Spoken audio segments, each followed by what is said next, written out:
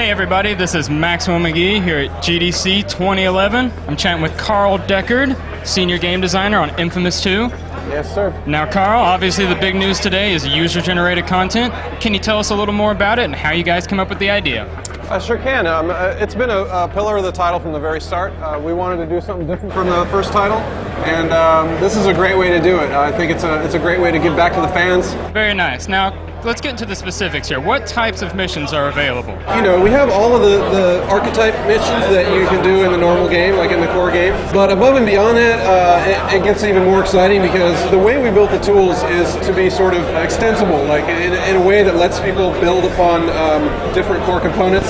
And what that lets them do is they can do all sorts of types of mini games. Anybody that is a fan of casual platforms will find something to love in here when they're making missions. Very nice. So what can you tell us about the editor tools and how you're making those presentable for unfamiliar players? That's been a big push for us from the very beginning. And what the approach we're using is that we have a very basic set of tools that people can use. Like anybody can sit down and use it. And the paradigm we've chosen is using sort of virtual components within the game world. So at any point, you can just be playing through the game. As long as you're not playing a mission, you can say, hit the start menu, say create mission, and you're building a mission right there in the city. Like that is your editor. It's the same way we work at Sucker Punch. So what you do is you place like these little objects in the world, you connect them up with wires. You know, one of them might be you know, an AI component, and you say, you know, I want a militia. So it lets you flip through all the militia. They flip through in real time. You find the one you want. It's like I want the shotgun militia or whatever weapon the guy has.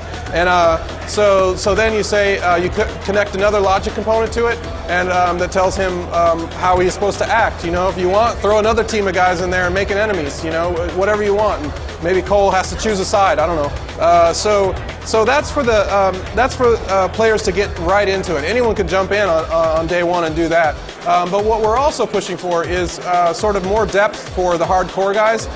We've seen in the history of the user-generated content that's been out there that you know, some guys, man, they just do it all day long. You know, so we want to make sure those guys have the tools they need. So not only do we have the depth for that, like you basically can go into all of the properties and everything that are exposed for users, just like we use at the shop. So you know, you can tweak all sorts of things, and that's what the hardcore guys are going to be doing.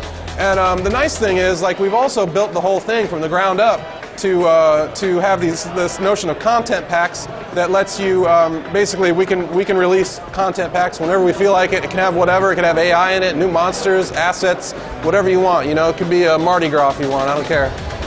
Very cool. So if I work super hard to make just this totally awesome level, yeah, how am I going to be able to get it out in front of as many people as I can? Well, first of all, I want to see you doing that on day one.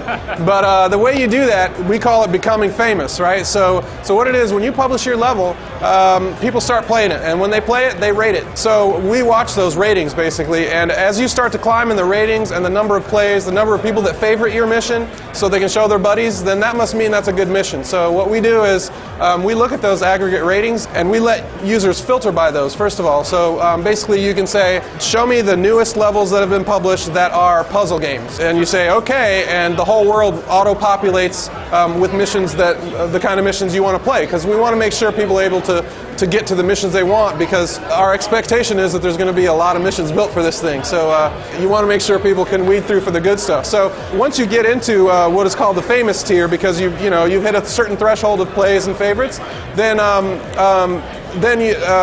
you're going to be shown when people have the famous filter turned on, which we're assuming people will want to have on, because who doesn't want to play the best missions? But the great thing is there's a tier above that, which is the Sucker Punch featured missions, and that's great because those are the things that we enjoy playing, right? Like, we're like, oh, that's cool, I never thought of that, you know? And so that's sort of like a curated group of missions that we really enjoy playing at the shop, and we think that's important because we want the fans to be able to give to us, and we want to give back to the fans. So that's when you truly can become famous, you know? All right, very cool. One final question.